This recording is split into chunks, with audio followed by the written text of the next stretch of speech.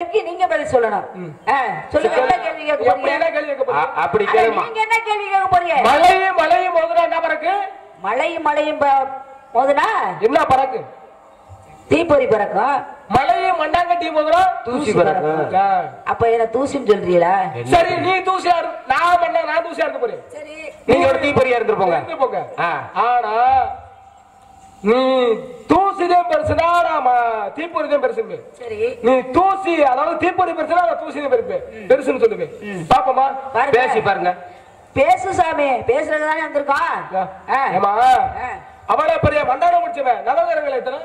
நவகிரகங்கள் 9 நவகிரகங்களையும் எப்படி நான் சொன்னேன். ராமணேஸ்வரா நவகிரகம் 9 பேரு. அந்த 9 இடத்துல 7ஆவதா இருக்கிற ஒருத்தர் ரொம்ப மண்டான முடிச்சிருக்கேன். சரி, அவங்க எல்லாம் குப்பரை போட்டு படுக்க வச்சு ஏறலான்னு சொன்னானு. நீங்களா? யாருக்கு மண்டகரம் வந்து யாரு மேல ஏறி போனது? இதுல கேளுங்க. 9 வத்தையும் 8 வத்தை நீ மல்லாக்க படுக்க வச்சு ஏறி மிதி. ஆனா ஒருத்தனை மட்டும் நீ குப்பரை படுக்க வச்சு ஏறி மிதியா நான் சொல்லு. என்ன விறுவிறு ராமணேஸ்வரன் போனவன் விறுவிறுன்னு போனோடனே 7ஆவதா இருக்க போட்டு குப்பரை படுக்க வச்சு ஏறிட்டேன். சரி, மீதி எத்தனை பேர் இருக்காங்க? 6 பேரு. 9 வத்துல ஒருத்தன் மோதிர 6 பேரா? 9 இடத்துல ஒரு ஆளு போனாக்க 8 பேரு. 8 பேரு. அப்ப நான் சொன்னேன், அவன் என்ன பண்ணிட்டான், படுக்க வைத்து அவன் தெரியல சனியில 7ஆவதா இருக்கவே சனி பகவான் அப்படின்னு அவனுக்கு தெரியல.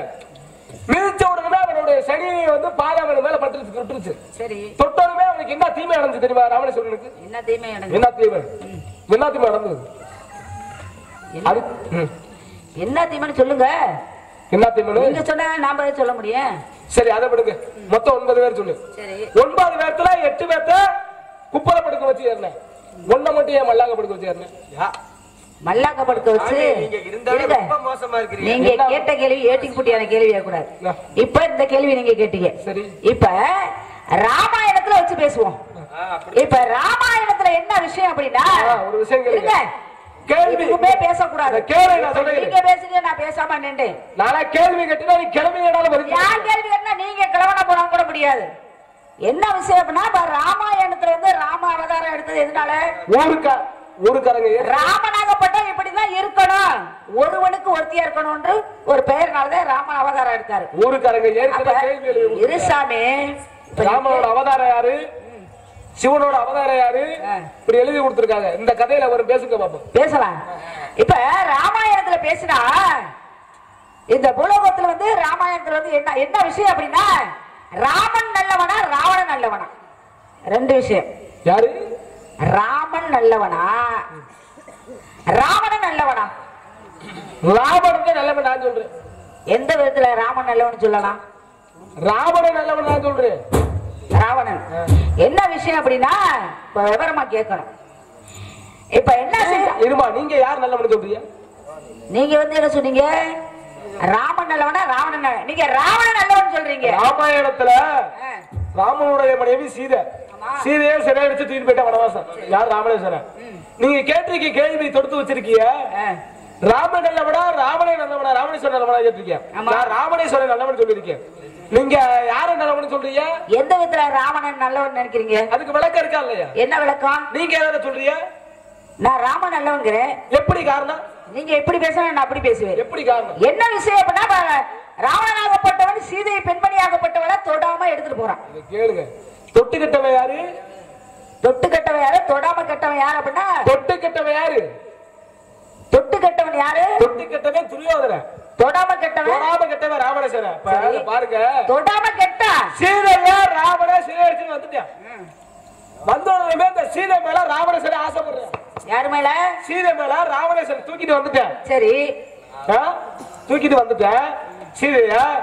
இந்த சீதை மேல ராவணேஸ்வரன் ஆசைப்படுற அடையலாம்னு. அப்ப அடையலாம்னு ஆசைப்படும் போது போற நெருங்க முடியல சீதை மேல. சரி, அப்ப ராவணேஸ்வரன் தங்கச்சி சூர்பனக சொல்றானே, 64 கலைகள்ல உனக்கு உருவம் மாறக்கூடிய கலைகள் உனக்கு இருக்கு. யாரு? ராவணேஸ்வரன் தங்கச்சி சூர்பனகை சொல்றா. ராவணனாகப்பட்டவன் யாரோட பக்தன்?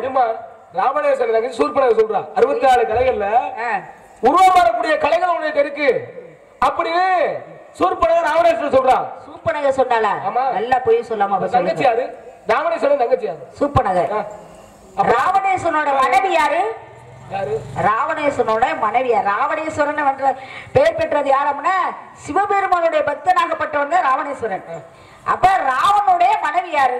மனைவி சொன்னாலா தங்கை சொன்னாலா? தங்கை சொன்னா. என்ன சொன்ன?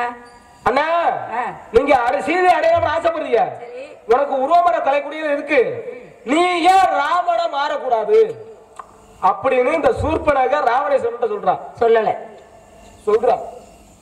சொல்லல சாமி. எப்படி சொல்றீங்க நீங்க? என்ன விஷயம் அப்படின்னா இப்ப ராமனும் லட்சுமணும் போறாங்க. போகும்போது அந்த ஆசைப்படுற யாரு? சூர்பனக ஆசைப்படுறான். அப்படி ஆசை சுருக்கமா சொல்றேன். வனவாசம் போகும்போது யார் யாரு கூட போனோம்? எங்க வனவாசம் போகும்போது? வனவாசம் போனாங்களா? 16 வருஷம். ஆமா. யார் யாரு கூட போனது? காவி உடை உடுத்தி போறாங்க. சீதை, ராமன், ராவணனாகப்பட்டவன். கதை விட லட்சுமணன் கதை சொல்லல. இப்ப நீங்க சொன்னது பொய்யா பொய் இல்லையா? என்னது? சூர்பனகை எப்படி சொன்னா? சூர்பனகை உருவமரக்கூடிய கதைகள் இருக்கா இல்லையா? சூர்பனகை சொல்லல சுவாமி. ராவனுடைய மனைவியாக மண்டோதரி என்ற பெண்மணியாகப்பட்டவள் தான் சொல்றான். சீதை. ஆமா. ராவனுடைய மனைவி யாரு? நல்லா படிச்சு நீங்க படிச்சு பேசுறீங்க, நீங்க படிக்காம பேசுறீங்க. சொல்லக்கூடியவங்க என்ன பண்ணுற? ராவணேஸ்வரர் ராமனை உருவாரும் போது சீதை முன்னாடி போய் தொடப்ப, சீதை முன்னாடி நிக்கிறேன் தொடல. சீதை முன்னாடி நிக்கும் பொழுது சீதை பாக்குற ஆகா தன்னுடைய கணவன் ராம வந்துட்டாரு அப்படின்னு போய் பின்புற முதுகுல போய் தொட போறா. உருவம் மாறிடுச்சு. எப்படி? ராமணேஸ்வரர் ராமனா உருவான மாற சீதை கணவன் ராம வந்துட்டான்னு போய் முதுகுல தொட போறா. உருவம் மாறிடுச்சு. அப்ப தொடம கட்டல யாரு? ராமணேஸ்வரர். தொடக்குள்ள உருவம் மாறிடுச்சு. ராமனா இருந்த ராவணேஸ்வரனா மாறிட்டான். சரி, உங்க பேச்சுப்படியே வர்றேன். நீங்க பேசுறதே உண்மைங்கிறீங்க, நான் சொன்னா பொய்ன்னு சொல்றீங்க சாமி. அப்ப சீதையை பார்த்து ராவணனாகப்பட்டவன் ஆசைப்படுறான். அப்படி ஆசைப்பட்டதுமே கைய தொடங்காட்டியுமே உருவம் மாறேன். என்ன விஷயம் சொல்ற அப்படின்னா சீதையை இப்படி எடுத்துட்டு வந்துச்சு. சீதையை அடையணும்னு தானே ஆசைப்படுற. சீதையை அடையணும்னு ஆசைப்படும் பொழுது உருமாற சக்தி யாருக்கு அப்படின்னா ராவணனுக்கு இருக்குது. அப்படி இருக்கும்போது ஏன் நீ ராவணாக போய் ஆசைப்படுற? ராமனா உருமாறி சீதையை ஆசைப்படலாமே அப்படின்னு சொல்றா.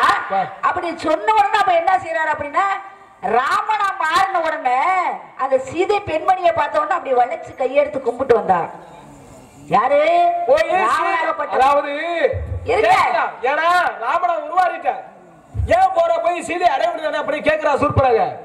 அப்பைக்காக சொல்றேன், நான் ராமணேஸ்வரனா இருக்கும் பொழுது எனக்கு அவனை அடையலாம்னு ஒரு ஆசை வந்துச்சு. சீதைய நான் எப்போ ராமனா மாறணும் அந்த அளவுக்கு நான் சீதையை அடைய எனக்கு ஆசையே இல்லை அப்படின்னு நிக்கிறேன். அப்ப சீதை மேல ஆசை இல்ல அப்படின்னு ராவணேஸ்வரன் நிக்கும் பொழுதே சீதாக கடவுள் வந்துட்டாரே ராமன் வந்துட்டாருன்னு முதுகுல தொடலாம். தொடரும் போது உருவம் மாறிடுச்சு. பக்கத்துல போகும்போது ராமனா இருந்த ராவணேஸ்வரன் உருவம் மாறிடுச்சு. ராவணேஸ்வரன் மாறிட்டான். சரி, அந்த விஷயமா பேசுறீங்க. நீங்க சொல்றதே சரின்னு படுது. அப்படி இருக்கும்போது ஒரு விஷயம் சொல்றேன். சிவபெருமானுக்கு முடி வளர்ந்த இடம் எந்த இடம்? சிவபெருமானுடைய லிங்கத்துல முடி எங்க வளர்ந்துருக்கு? அந்த விஷயத்தை நீங்க சொல்லுங்க. நீங்க ஏதாவது கேள்வி கேட்கறதா நான் பதில் சொல்றேன். கேள்விக்கு கேள்வி பதிலாகுமா? கேள்விக்கு கேள்வி பதிலாகுமா சாமி? இப்ப நான் என்ன நீங்க சொன்னீங்க சரியாது. இப்ப நான் என்ன சொல்றேன்? கேட்பதெல்லாம் பகுத்தறிவு. சிவலிங்கத்துல முடி வளர்ந்த இடம் எந்த இடம்? சிவலிங்கத்துல முடி எங்க வளர்ந்தது? எப்படி வளர்ந்துச்சு அப்படிங்கிறதுக்கு நீங்க விவரத்தை சொல்லணும். கேட்கறது சொல்லுங்க சாமி, அப்புறம் கேள்வி கேட்டது சொல்லுங்க. சரி, நான் ஒரு கேள்வி வைக்கிறேன். மொத்த மும்மூர்த்திகள் யாரு? பிரம்மா, விஷ்ணு, சிவபெருமான். சிவபெருமான் மும்மூர்த்திகள். ஆமா. சிவபெருமானு சிரசுல இருக்காரா யாரு? சிவபெருமானுடைய சிரசுல இருக்கிற யாரு? கங்காதேவி. கங்காதேவி பூலோகத்துக்கு வர காரணம் என்ன? நான் கேட்ட கேள்விக்கு நீங்க பதில் சொல்லுங்க. நான் இப்ப நீங்க சிவனை பத்தி கேட்டிருக்கீங்க, நானும் சிவனை பத்தி கேட்டிருக்கேன். சிவனோட சிரசுல இருக்கிறது கங்காதேவி. கங்காதேவி பூலோகத்துக்கு வந்திருக்கா. சரி, வர காரணம் என்ன? அந்த காரணத்தை நான் கேட்ட கேள்விக்கு நீங்க சொல்லணும்ல. நான் கேட்ட கேள்வி சொன்னாதான் நான் அதுக்கு பதில் சொல்ல முடியும். அதே விஷயத்துல சிவபெருமானுடைய அடிமுடிய பார்த்தது யாரு? இந்த சிவனுடைய அடிமுடியை பார்ப்பதற்காக பிரம்மமாகப்பட்டவர் பிரம்மன் வந்து போறாரு. அப்படி போனாலும் கூட சிவனுடைய அடிமுடியை பார்க்க முடியாது. ஏன் அப்படின்னா மகாவிஷ்ணுக்கும் பிரம்மாவுக்கும் சண்டை வருது. அப்படி சண்டை வந்த உடனே என்ன செய்யறாரு அப்படின்னா பிரம்மனாகப்பட்டவர் ஆணவத்துல பேசுறாரு. சிவனுடைய அடிமுடியை நான் பார்த்துட்டு வரேன் அப்படிங்கிறாரு. ஒரு நாள் முடியாது அப்படிங்கும்போதுதான் மகாவிஷ்ணுவாகப்பட்டவர் சோதிக்கிறாரு. அப்ப மகாவிஷ்ணு சோதிக்கும் பொழுது சிவனுடைய அடிமுடியை பார்த்தது யாரு? அப்ப சிவபெருமான் வந்து சாபம் கொடுத்தது. இப்ப இந்த பாம்பு தாளம்பூ ஆகப்பட்டது. தாளம்பூ என்பது என்ன அப்படின்னா ஒரு பெண்மணியாகப்பட்டவள். அப்ப அந்த பெண்மணிக்கு எப்படி சாபம் கொடுத்தாரு? தாளம்பூ தான் போய் சொன்னது. அது உங்களுக்கு தெரியுமா? தாளம்பூ சொல்லுச்சு. சொன்னாலும் கூட பிரம்மாவாகப்பட்டவர் சிவபெருமான அடிமுடியை பார்த்துட்டு வரேன்னு சொல்றாரு. பார்த்துட்டு வந்ததும் மகாவிஷ்ணுவாகப்பட்டவர் என்ன பொய் சாட்சி சொன்னதுனாலதான் அங்க ஒரு தண்டனை நடந்துச்சு தெரியுமா உங்களுக்கு?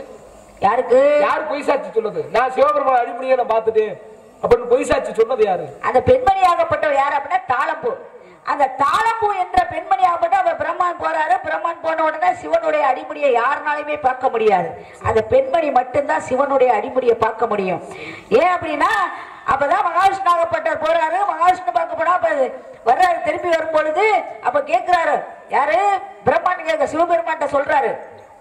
மகாவிஷ்ணு சொல்லும் போது அப்ப என்ன செய்யறாரு அப்படின்னா நான் சிவனுடைய அடிமுடியை பார்த்துட்டேன் அப்படின்னு சொன்னால யாரும் பார்க்க முடியாத விஷயத்தை எப்படி நீங்க பார்க்க முடியும்? சிவபெருமான் கேட்ட உடனேதான் அந்த தாளம்பூ பெண்மணியாகப்பட்டால ஒரே ஒரு பொய் சொல்லுன்ற காரணத்தினாலதான் பிரம்மாகப்பட்டவர் ஒரு பொய் சொல்றாரு. சொன்ன உடனே அப்ப உனக்கு தானே இந்த விஷயம் தெரியும். சிவனுடைய அடிமுடி என்பது என்ன அப்படின்னா இந்த தாளம்பூ பெண்மணிக்கு மட்டும்தான் தெரியும்.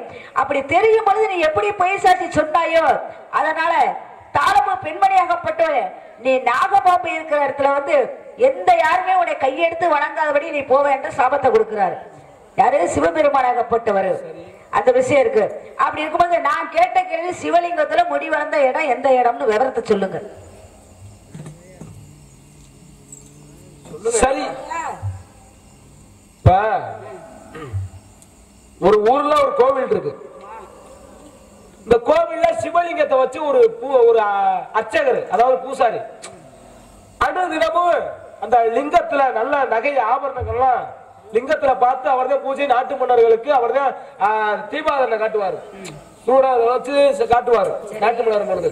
இப்படியே அனுதினமா அந்த சிவலிங்கத்துல நகை பெட்டியில நகை ஆபரணங்களை கழட்டி சாமிட்ட போட்டு அதே மாதிரி நாட்டு மன்னர் பொழுது காட்டுற வழக்கம் அனுதினமும்.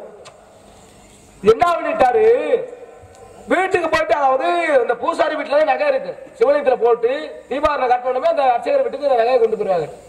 போடும்பொழுது அந்த அர்ச்சகருடைய மனைவி சொல்லி இருக்கிறாங்க எங்க அந்த நகைய ரொம்ப ஆசையா இருக்கு, நான் அதை போட்டு ஒரு டைம் ஒரு தடவை நான் அழகு பார்த்துக்கிறேன் அப்படின்னு இந்த அர்ச்சகருடைய மனைவி சொல்லத்துக்கு அவர் சொல்றார். நாட்டு மன்னன் பார்த்தாருன்னா எனக்கு நான் தண்டனைக்குள்ள ஆயிருவேன், என்னைய கொன்னுருவாங்க அப்படின்னு சொல்றாரு. எங்க தெரியாம இப்ப வீட்டுக்குள்ள தானே இருக்கு நகை ஆபரணங்கள், அதை நான் பார்த்து அழகு பார்த்துக்கிறேன் அப்படின்னு சொல்லுறாரு. யாரு? மனைவி சொல்றாங்க அவங்க அர்ச்சகர்ட்ட. சரின்னு மனைவி பேச்ச தட்டாம அந்த சாமிக்கு போட்ட நகைய அர்ச்சகர் கோவில் பூசாரியோட மனைவிக்கு உடுத்துறார். கழுத்துல மாட்டி விடுற மாட்டி அழகு பார்த்து திரும்பவும் அந்த மனைவி அந்த பெட்டிக்குள்ளேயே வச்சுட்டாங்க. வச்சுட்டு மறுநாள் கொண்டு போய் அந்த நகையை போய் சிவலிங்கத்துல போடுறாரு. சிவலிங்கத்துல பார்த்து அழகு பார்த்தோமே கோவில் அர்ச்சகர்லாம் தீபாவளி காட்டி கோவில் எல்லாமே நல்ல சிறப்பு அம்சம் நடத்துறாங்க. நாட்டுமனை வர்றாரு. நாட்டுமனை வந்தோடனே பாக்குறாரு. ஆஹா சரி நகையெல்லாம் உடுத்துட்டியா லிங்கத்துக்கு சிவலிங்கத்துக்கு, சரி அப்படின்னா தீபாவளி கொண்டு அப்படின்னு நாட்டுமனை கோவில் அர்ச்சகர்ட்ட கேட்கும் பொழுது இந்த நாட்டு மன்னனுடைய சீடர் என்ன பண்ணிருக்காரு? போய் பார்த்தோம்னா மன்னா சிவலிங்கத்தில் உள்ள கழுத்துல இருக்க நகை ஆபரணங்கள்ல முடி இருக்குது. எப்படி? நகையில முடி இருக்கு, எப்படி வந்தது அப்படின்னு நாட்டு மன்னன் சொல்லதுக்கு சொன்ன உடனே நாட்டு மன்னன் போய் இங்க அர்ச்சனை கூப்பிடுறாங்க. இத்தனை வருடமா காலம் ஆண்டுகளாக நகையை நீங்க நடத்திட்டு இருக்கியா, அதாவது லிங்கத்துக்கு போய் கொடுத்துட்டு இருக்கிறியா, கழுத்துல போட்டு திரும்ப தீபாவளி காட்டும் போது நீங்க பண்ணிட்டு இருக்கியா, ஆனா இப்ப முடி இருக்குது என்ன காரணம் அப்படின்னு நாட்டு மன்ன கேட்கிறாரு அர்ச்சகத்தை கோவில் அர்ச்சகத்தை. சரி கேட்ட உடனே இல்லங்கய்யா முடி இல்ல, நகை சிவலிங்கத்துல நகை மட்டும்தான் இருக்கு, நகையில முடி இல்ல அப்படின்னு அந்த நாட்டு மன்ன சீட சொல்றேன். நான் கண்ணால பார்த்து இது உண்மை சத்தியமாக அந்த கோவில் சிவலிங்கத்து மேல சத்தியமாக உண்மை அப்படின்னு அந்த சீடர் நாட்டு மன்ன சொல்றேன். இப்ப போய் கோவில் அர்ச்சகரை பார்த்தோன்னா அந்த முடி இருந்தது.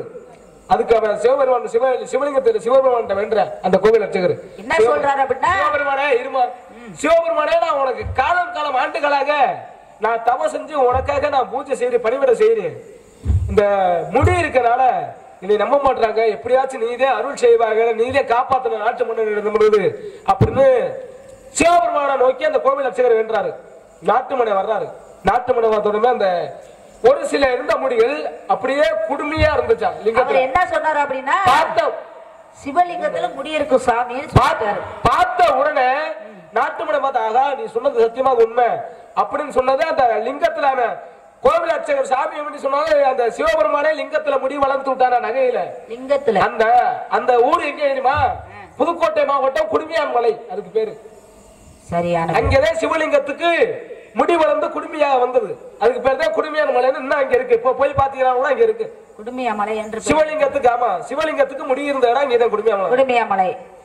இப்ப நீங்க கேட்ட கேள்விக்கு என்ன பதில் அப்படின்னா, பகிர்தனாகப்பட்டவன் தவம் செய்து கொள்ளும் பொழுது, சரி தவம் செய்யும் பொழுது அப்ப எத்தனை குதிரைகள்? 1000 குதிரைகள். குதிரைகளை வைத்து அப்ப தவம் செய்யும் பொழுது என்ன யாகம் பண்ற? அஸ்வமேத யாகம் பண்ற. அஸ்வமேத யாகம். அஸ்வமேத யாகம் செய்யும் பொழுது 1000 குதிரைகள். அப்ப என்ன செஞ்சு வருகிறாரு அப்படின்னா, இந்த தண்ணீர் இல்லாத காரணத்தினால கங்கை என்ற பெண்மணியாக, கங்காநதி என்ற பெண்மணியாகப்பட்டவளை எப்படியாவது பூலோகத்துக்கு கொண்டு வரணும் அப்படி என்ற ஒரு ஆணவத்தினால, அந்த பெண்மணியாகப்பட்ட ஆணவத்தை எப்படி அடக்கணும் அப்படிங்கிற ஒரு எண்ணத்தினால அப்ப அந்த கங்காதேவியாகப்பட்ட பெண்மணியிட்ட என்ன செய்யறாரு அப்படின்னா, அப்ப யாகம் செய்வதற்காக தண்ணீர் வேண்டும். அப்ப தண்ணீர் வேண்டும் என்ற அந்த 1000 குதிரைகளை சாம்பலாக்கி அந்த சாம்பலை கரைச்சு விடணும். அப்ப கடல்ல கரைச்சு விடத்துக்கு தண்ணீர் இல்லை. அப்படி தண்ணீர் இல்லை என்றால் என்ன வேணும் அப்படின்னா, அந்த கங்காதேவி பெண்மணியாகப்பட்டவள் பூலோகத்துக்கு வரணும். அது யாரு வேண்டது? எத்தனை காலம் ஆண்டுகள் தவம் செஞ்சாங்க? 1000 ஆண்டுகள். யாரு? பகிர்தனாகப்பட்டவன். பேசுமா? சொல்லு சாமி. அதே சொன்னே. சரி, என்ன? அதே பகிர்தனாகப்பட்டவன் 1000 ஆண்டுகள் தவம் செய்யறான். அந்த பெண்மணியாகப்பட்டவளை எப்படியாவது அவளுடைய ஆணவத்தை அடக்க வேண்டும் என்ற காரணத்தினாலதான் அந்த கங்காதேவி என்ற பெண்மணியாகப்பட்டவர் பூலோகத்துக்கு வரணும் அப்படி என்ற காரணத்தினாலதான் அப்ப தவம் செய்யறாரு. சிவபெருமான வென்ற யாரு? பரவப்பட்ட வைக்கிற. ஆகா, சிவபெருமானே, நான் 1000 காலம் ஆண்டுகள் தவம் செஞ்சேன். அதாவது இந்த அசோமர நடத்தினால இந்த பூலோகத்தில் உள்ள அஸ்தியெல்லாம் கரைக்கணும். அப்ப என்னுடைய விருப்பப்படி நீங்க இந்த பூலோகத்துக்கு வரணும். சிவபெருமான வென்ற கங்காதேவி பூலோகத்துக்கு வரணும், உங்களோட அடியாள். அப்ப பார்த்தோமே, சரி நீ போய் கங்காதேவிட்ட போய் முறையெடுத்து சிவபெருமான் சொல்றாரு. அதற்கு கங்காதேவிட்ட போய் 1000 திரும்பவும் 1000 காலம் ஆண்டுகள் தவம் செய்யறான். யாரு? பகரனாகப்பட்டவன். தவம் செய்யும் பொழுது காட்சி கொடுக்கிறா. யாரு? கங்காதேவி காட்சி கொடுக்கிறா. காட்சி கொடுத்து என்ன சொல்றா தெரியுமா? நான் பூலோகத்துக்கு வர தயாரு, ஆனா எனக்கு மிஞ்சின சக்தி உனக்கு இருக்கா அப்படின்னு யாரு கேக்குறது? கங்காதேவி கேக்குறா. பெண்மணியா? ஒரு பொம்பளைக்கு மண்டவன் இருக்கலாம். எந்த பொம்பளை சொல்றீங்க சாமி? கங்காதேவி பெண்மணி சொல்லி என்ன கை நீட்டி சொல்லக்கூடாது. மண்டகனம் இருக்கலாமா? மண்டையில கனம் இருந்தா அறிவு. ஒரு மனிதனுக்கு மண்ட கனம் இருந்தா அது அழிவு. சரியா? அப்படின்னு சரி வேண்டா. திரும்ப சிவபெருமான் போய் முறையேற பகரனாகப்பட்டவன். ஆகா, அவன் எனக்கு அடியால், என்னுடைய துணைவி, அவனுக்கு அவன் ஒரு ஆணவமா அப்படின்னு பார்த்துடனே தன்னுடைய இடது கண்ணில் இருந்து ஒரு ரோமம் முடியை புடுங்கி வீசி எறிகிறாரு. வீசி எறிஞ்சவே கங்காதேவி பூலோகத்தில் விழுந்து வர்றா. அஸ்தியெல்லாம் கரைஞ்சது. அப்போதைக்கு சாபவிமோசனம் கொடுத்தது அவர் சிவபெருமானை கொடுத்தாரு. அதே ஒரு விஷயம். இப்போ ஒரு சின்ன விஷயம் என்ன அப்படின்னா, முருகனை பத்தி. இந்த அருணகிரி நாதனாகப்பட்டவர் யார் அப்படின்னா, ஒரு சாதாரண மனிதனாகப்பட்டவர். சரி. இப்ப இந்த சாதாரண மனிதனாகப்பட்டவன் என்ன செய்யறான் அப்படின்னா, இல்லற வாழ்க்கையில் ஆசைப்படுவது. ஒவ்வொரு பெண்மணியை பார்த்தா அந்த பெண்மணியை அடையணும் அப்படிங்கிற ஒரு எண்ணம். அப்ப பெண்மணியை அடையணும் அப்படிங்கும் போது அப்ப அவருக்கு என்ன செய்யுது அப்படின்னா, ஒவ்வொரு பெண்கள்டையும் போய் இணைந்திருக்கும் பொழுது அவ கையெல்லாம் குஷ்டமாகிறது. அப்படி கையெல்லாம் குஷ்டமா இருக்கும் பொழுது அப்ப என்ன செய்யறான் அப்படின்னா, எந்த இரவு எனக்கு பெண்ணிடம் தங்கணும் அப்படின்னு அந்த அருணகிரி நாதனாகப்பட்டவர் கேட்கிறாரு. அப்படி கேட்ட உடனே தன்னுடைய கூட பிறந்த தங்கையிட்ட அப்படி கேட்கும் பொழுது அப்ப அந்த பெண்மணி என்ன செய்யற அப்படின்னா, தன்னுடைய கூட பிறந்த அண்ணனாகப்பட்டவன் இன்று பெண்மணியோட வாழணும்னு ஆசைப்படுறாரு அப்படின்னு சொல்லி கேட்கும் பொழுது அப்ப பெண்ணுக்கு பெண்ணு மனம் இறக்கும். அப்ப அந்த பொண்ணுகிட்ட போய் கேட்கிறாரு, எங்க அண்ணனாகப்பட்டவர் உன்னோட இருக்கணும்னு ஆசைப்படுறாரு அப்படின்னு சொல்லி கேட்கும் பொழுது அப்ப என்ன செய்யறாங்க, அந்த பெண்மணியாகப்பட்டவள் நான் எதுவும் செய்ய முடியாது என்ற காரணத்தினால கையெல்லாம் ஒரு குஷ்டமா இருக்கு அப்படின்னு சொல்லி எட்டி விதைக்கும் பொழுது அவதான் அவர் என்ன செய்யறாரு அப்படின்னா, 1000 தவறுகள் ஒரு மனிதனாக செய்திருந்தாலும் பூலோகத்துல வாழக்கூடிய ஒரு மனிதன் அவ என்ன செய்யறாரு அப்படின்னா, தன்னுடைய அக்கா என்ற ஒரு பெண்மணியாகப்பட்டவள் நானும் ஒரு பெண் தானே, என்னோட இணைந்திருக்க வேண்டும் என்ற காரணத்தினாலதான் அருணகிரி நாதராகப்பட்ட முருகப்பெருமானாக திருவண்ணாமலையிலிருந்து மேலிருந்து குதிக்கிறார். ஏன் அப்படின்னா நம்ம உயிரோடு இருக்கக்கூடாது. தன்னுடைய கூட பிறந்ததும் தங்கை, அடுத்தவரும் பெண்மணியும் தங்கை, பெண்மணியாகப்பட்டவர். அப்ப இந்த வாழ்க்கை வாழ வேண்டுமே என்ற காரணத்தினாலதான் திருவண்ணாமலையிலிருந்து குதிக்கும்போது முருகப்பெருமானாகப்பட்டவர் கையேந்தி பிடிச்சாராம். அப்ப அவருக்கு என்ன சொன்னாரு? அவருக்கு ஒரு புத்திமதி சொன்னாரு முருகப்பெருமானாகப்பட்டவர்.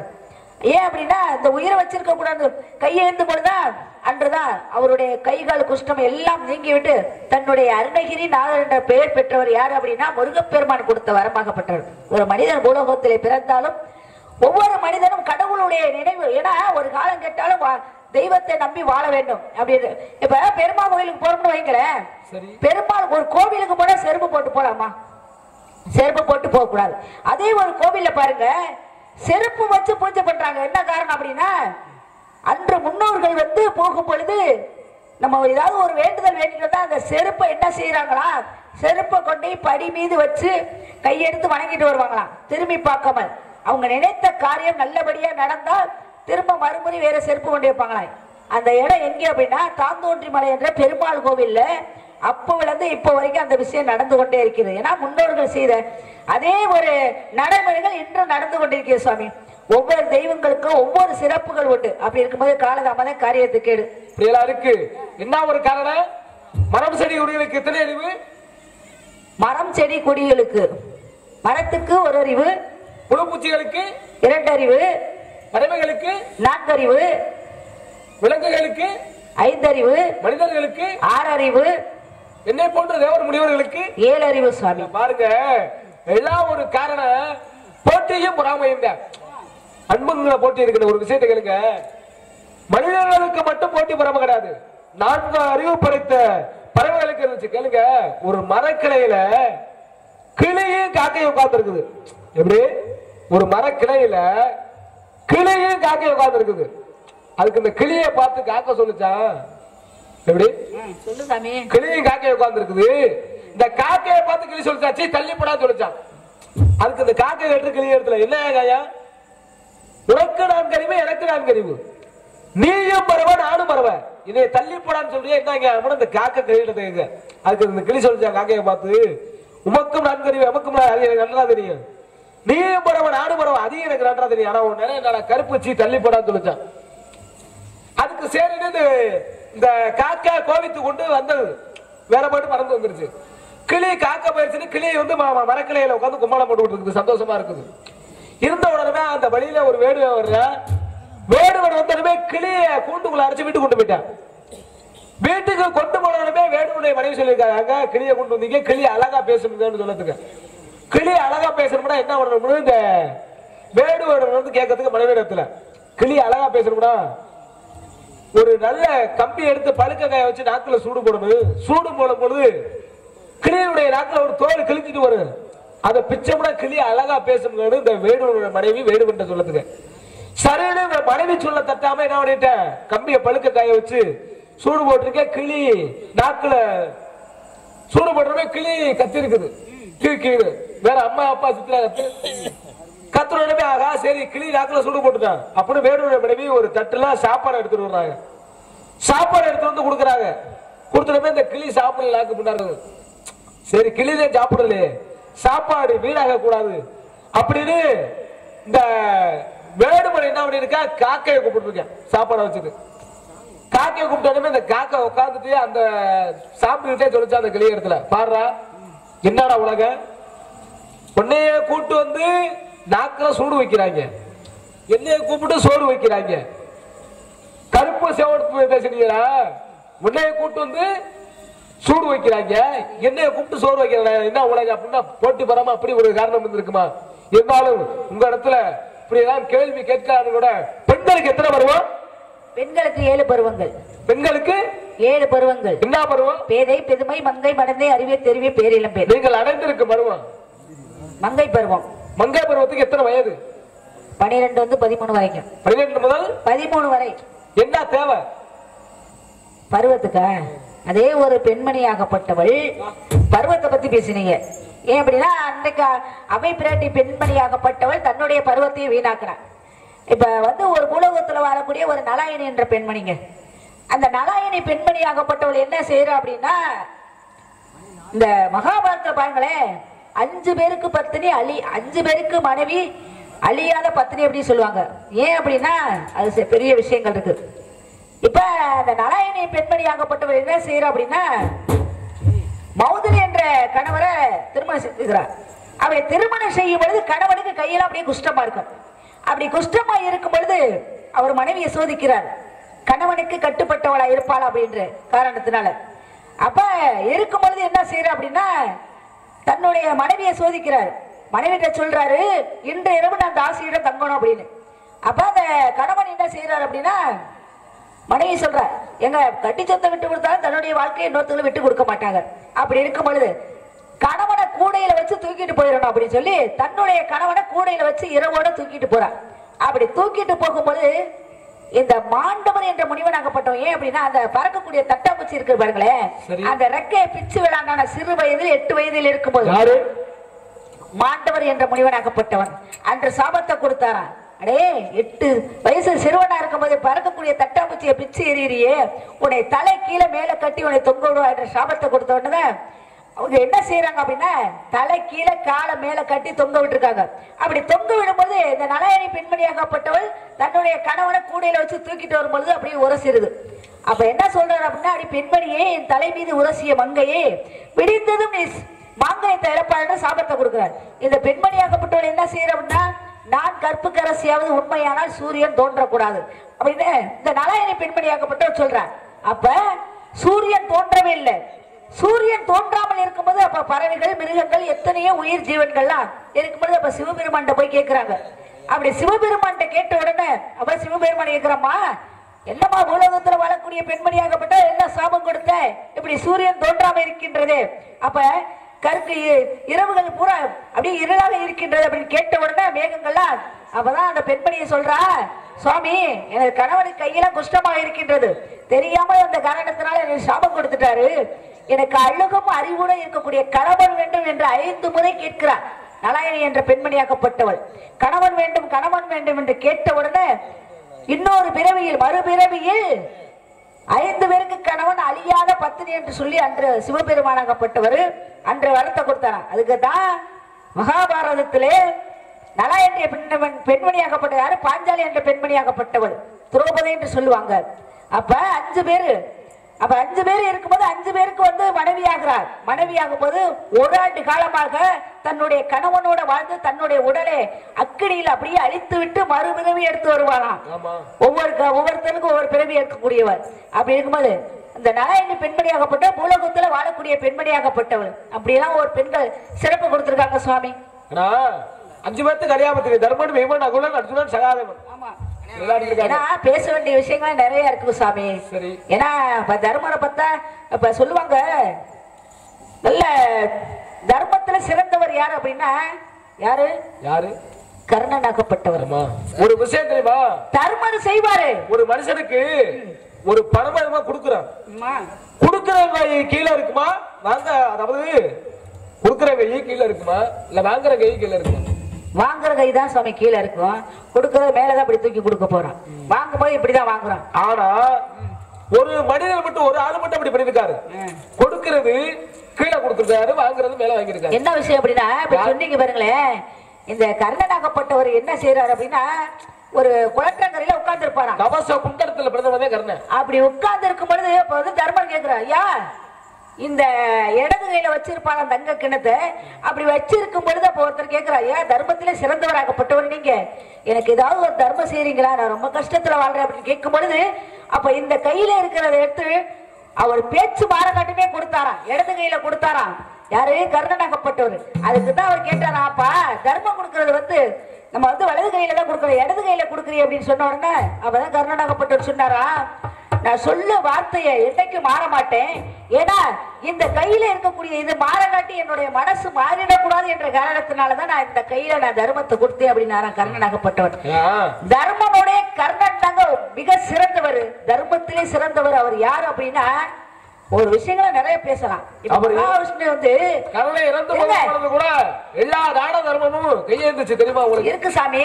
இப்ப மனிதர்கள் எல்லாருமே நம்ம கடவுள்கிட்ட போய் வேண்டாம், எனக்கு எல்லாத்த வசதியும் கூட அப்படி சொல்லி கடவுள்கிட்ட. சரி. அதே உலகத்துல படைக்கக்கூடிய கடவுளாகப்பட்டவரே ஒரு மனிதன் போய் வர கேட்டாரா. யார் அப்படின்னா மகாவிஷ்ணு, உங்க பாட்டன் மகாவிஷ்ணாகப்பட்டவர். சரி. ஏன் அப்படின்னா இந்த அர்ஜுனனாகப்பட்டவன் தர்மன் வெல்லும் போது கர்ணனை கொல்லும் பொழுது போகல, உயிர் போகல. ஏன் அப்படின்னா அப்பதான் சொன்னாரா. அப்ப மகாவிஷ்ணுவாகப்பட்டவர் தேரோட்டியா உட்கார்ந்து இருக்காரு. அப்படி உட்கார்ந்து இருக்கும் பொழுது அப்ப வர்றாரு. என்னப்பா கர்ணனுடைய உயிர் போகவே இல்லை, நான் கர்ணனை கொண்டுட்டேன் அப்படின்னு சொன்னாரா. யாரு? அர்ஜுனனாகப்பட்டவர். அப்பதான் இறங்குறாரா. யாரு? இந்த மகாவிஷ்ணுவாகப்பட்டவர் இறங்கும் பொழுது அப்பதான் சொன்னாரா, செத்த பாம்பதான் நீ கொண்டு இருக்கிற, அவனுடைய உயிர் போகல. அப்படிங்கும்போது ஒரு தர்மம் செஞ்ச காரணத்துல அந்த தர்ம தேவதை அனைத்துமே கையேந்துச்சா. யாரு? கர்ணனுடைய உயிர் போகக்கூடாது. அப்படி கர்ணனுடைய உயிர் போகக்கூடாது என்று சொன்ன உடனே அப்பதான் அந்த நாளோட வேடத்தோடு வர்றாரு. யாரு? மகாவிஷ்ணுவாகப்பட்டவர். விண்ணை ஒரு அடி மண்ணை ஒரு அடி, மூன்றாவது அடிக்கு இடம் இல்லாமல் தன்னுடைய மாமல சக்கரவர்த்தியாக திருப்பாளத்தை அனுப்பிச்சவர். அப்படி இருக்கும்போது அப்பதான் கேட்கிறாரு. யாரு? அந்த நாளாக வேடமாக போறாரு. அந்த நாள் வேடத்துல போய் கேட்கிறாரு. அப்பதான் கேட்கிறாரு. யாரு? கர்ணனுடைய உயிர் போய் அப்படி துடிச்சிட்டு கிடக்கும்போது அப்பதான் கேட்கிறாரு. யா உன்னிட்ட தர்மம் கேட்டு வந்திருக்கேன் அப்படிங்கும் போது அவன் என்ன சொல்ற, யாரப்பா நீ? நான் உயிர் போகும் நிலையில் இருக்கும் பொழுது என்னிட்ட தர்மம் கேட்கிறேன், என்ன இருக்கிறது அப்படின்னு கேட்கிறாரு. யாரு? கர்ணனாகப்பட்டவர். ஒரே ஒண்ணு இருக்கு அப்படி சொல்லும் போது அவ என்ன அப்படின்னா தன்னுடைய குருதியை தானமாக கொடு. குருதியா? ரத்தம். தன்னுடைய குருதியை தானமாக கொடு, தானமாக கொடு அப்படின்னு கேட்கிறாரு. அப்படி கேட்ட உடனே என்கிட்ட எதுவுமே இல்லை அப்படின்னு சொல்லி அந்த தன்னுடைய குருதியை எடுத்து கொடுக்கிறார். யாரு? கர்ணனாகப்பட்டவர். கொடுக்கும் பொழுது அப்பா யாரப்பா நீ அப்படின்னு கேட்கும் போதுதான் அப்பதான் விண்ணுக்கு மண்ணுக்கு நின்றான மகாவிஷ்ணுவாகப்பட்டவர். தானம் என்பது வேறு, தர்மம் என்பது வேறு. தானம் என்பது என்ன அப்படின்னா கேட்டு வாங்குறதா சுவாமி தானம். ஏதாவது ஒரு கொடுங்க அப்படின்னு சொல்லி கேட்காமல் கொடுப்பதான் தர்மம். அதான் ஒரு மனிதனாகப்பட்டவர் தர்மம் தலைகாக்க அப்படி சொல்றாங்க. ஒரு விஷயத்துல யாராவது கஷ்டத்துல இருந்தாலும் கூட கேட்காம கொடுத்த தர்மம் செய்யறாங்க பாருங்க. இதே ஒரு இடத்துல ஆபத்துல மாற்றும் போது அந்த இடத்துல அந்த இறைவனாகப்பட்டவர் தர்மம் கொடுப்பாராம் மனிதனுடைய உருவத்தில் வந்து. அப்படியே இருக்கும்போது நிறைய விஷயங்கள் பேசணும் போல இருக்கு. இருந்தாலும் காலதாமத காரியத்துக்கு இடையே முருக வரணும்ல. அப்படி இருக்கும் பொழுது வீடாய் பாக்கி விடலாமோ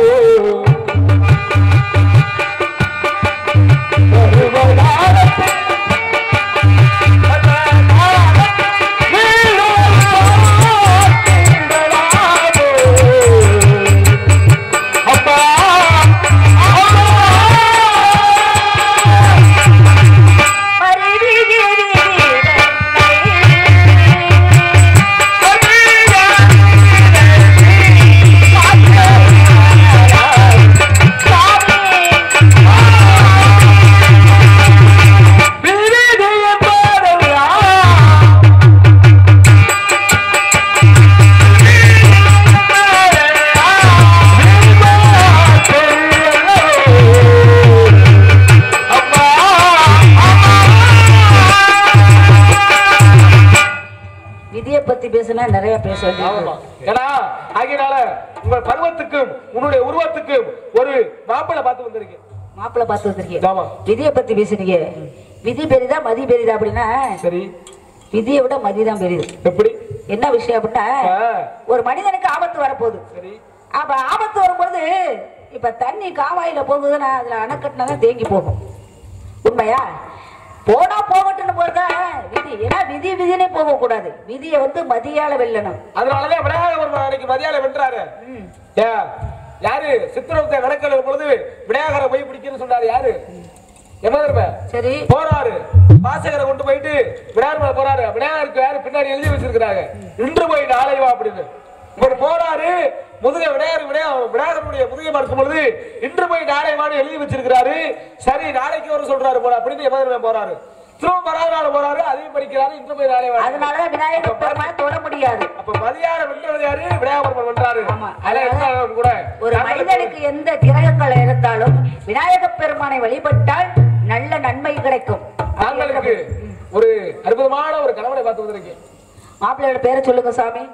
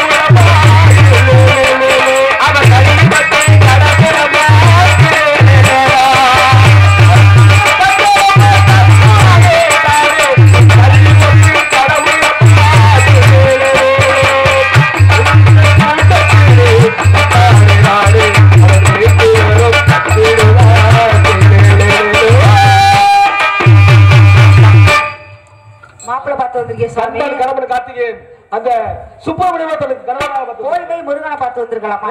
ஏற்கனவே ஒரு மனைவி இருக்கு. சரி. அப்படி இருக்கும்போது எப்படி சிவனுக்கு என்ன வேலை? சிவனுக்கு என்ன வேலை? சிவனுக்கு என்ன வேலை? அழிக்கக்கூடிய வேலை. பிரம்மாவுக்கு என்ன வேலை? பிரம்மாவுக்கு படைக்கக்கூடிய வேலை. யமனுக்கு என்ன வேலை? யமனுக்கு உயிரை படுத்தி ஏவல் புரியக்கூடிய வேலை. சித்திரகுப்தனுக்கு என்ன வேலை? எல்லாத்துக்கும் ஒவ்வொரு வேலையை கொடுத்திருக்காங்க. சரி, உங்களுக்கு போய் இந்த வேலையை கொடுக்கலாமா? என்ன வேலை? உங்க பாட்டை மகாவிஷ்ணுக்கு சரி இந்த வேலையை கொடுக்கலாமா? யாரு குட்டி கொடுப்பாரு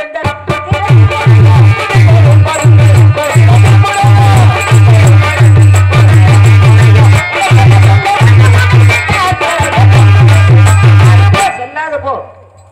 குட்டி கொடுப்பதன்